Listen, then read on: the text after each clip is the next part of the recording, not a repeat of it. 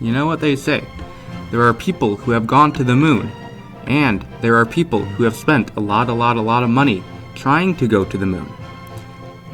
And coincidentally, those are sometimes the same people, just, 50 years later, and I'm not stupider. Welcome to the video, guys. Today's video is going to be another one of my race series videos epicness, and today's race series videos epicness is between the Apollo program. Look at it right there.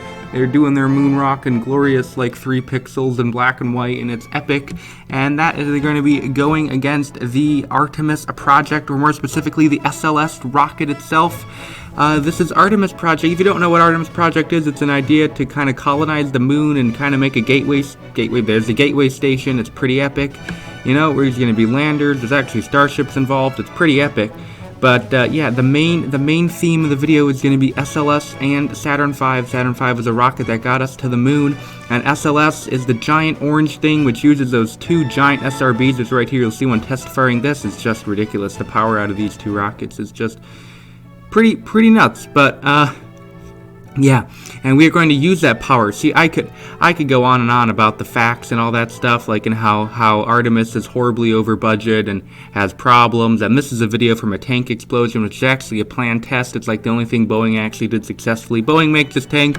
Boeing is a bad company, but I somehow own stock. I don't know. I'm stupid. But I am a KSP channel, and we have 2 very powerful rockets. So we're going to race the 2 of them. That's the plan, right? So we are going to get ready to get these 2 rockets rolling. 3, 2, 1, and come on, SLS, you can do it. There we go. I thought it got delayed another time.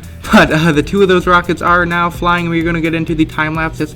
We are doing a race between the Saturn V and the SLS to see which rocket can get to the Mun and back the quickest while following their mission profile. So Artemis is going to go fly out to SLS, to the Gateway Station dock, take a lander down, take some crew, and then come back up and do the whole thing.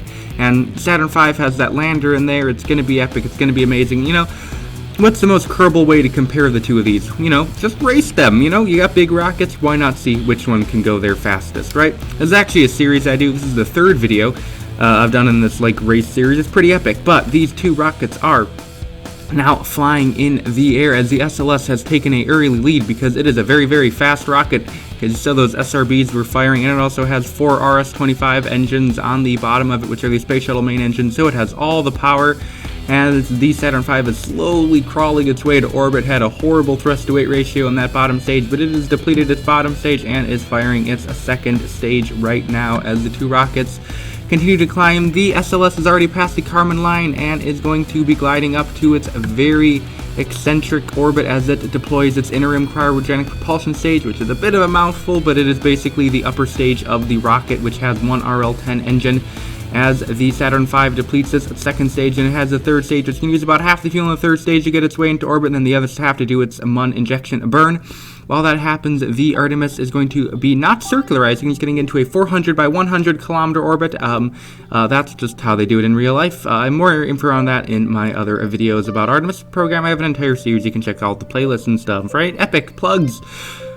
And the Saturn V has now finished its burn as it is going to coast on up to its apoapse and get into a circular orbit. While that happens, the Orion crew modules, what they use to get out to the Gateway Station, has been exposed. The launch escape system has been gotten rid of, and the fairings have all been deployed, and the solar panels have been deployed as the SLS does its trans-lunar injection burn, while the Saturn V is still not even circularized in the orbit. But the Saturn V will probably have some opportunity to catch up because the SLS has to dock to the Gateway Station. Saturn V does not have to deal with that boringness, so it just has to go straight to the Mun. So hopefully the SLS can keep on its time if it does nice, efficient dockings, but we will see about that as these 2 craft head out to the Mun. I would like to take one quick little opportunity to thank you guys very much for all the epicness you guys have been being. I'm at 850 subs. It's crazy. You guys stop subbing. I don't know why you sub. I'm not that awesome. I mean, look at this video. Is this a good video? I don't know. Maybe like the video if it is. I don't mention it. Yeah, I have a goal to reach 1,000 subs by the end of the month, and that is in 12 days. And you know what? It's gonna be close. I think it's like a 50-50 shot. It's just nuts though, guys. Why are we doing this? Why are we getting me so many subs? Yeah, I don't know. Praise the algorithm, right? Alright, enough about me, enough about the plugs. We don't need plugs. We need to be talking about the flights that are at hand, as the Apollo has, or the Saturn V has exposed its lander, and it is, it's exposed the lander, and then it's going to be doing this quick correction burn with the third stage, while the Artemis has already captured around the Mun and is getting ready to dock with the Gateway Station, which is in a non-rectilinear halo orbit. That is a big name, right? Big sciencey name. While that happens, the Saturn V is going to be doing its reorganizing, as it does once the third stage is depleted. I believe that's when they do it. The command module will dock to the lander to kind of flip around, and that'll be the Apollo spacecraft, is what it's called. That consists of the lander, the command pod, and the service module. While that happens, I keep saying while that happens, I don't know why I keep saying, I don't know. Words, right? The Orion is arriving at the Gateway Station. It was a little bit late on its burn, so it's going to have to catch back up, while the Saturn V is now getting ready to circularize around the Mun. It is going to start firing its Wolfhound engine any second here as it go. There we go. We have it firing as the Orion module has arrived at the Gateway Station. The Artemis program has 3 landers it can choose from. Starship, there's a a Blue Origin National Team lander, and there's a Dynetics lander. For today's mission, we are going to be using the National Team lander because I featured the other 2 landers quite extensively in other videos, and it's the one that's closest in the station in terms of docking ports. So that's the one we are going to be going with. So for the lander, the Artemis lander has to first circularize himself to get out of that polar super weird orbit. While that happens, the Apollo looks like they have taken the advantage, as they are now getting ready to finish up their landing burn. Go full screen here as Val and Bill are getting ready to touch down on the surface of the Mun. Will they touch down? I mean, I assume they will. What are they going to do? Crash? But we're here. Apollo has landed. That's the phrase.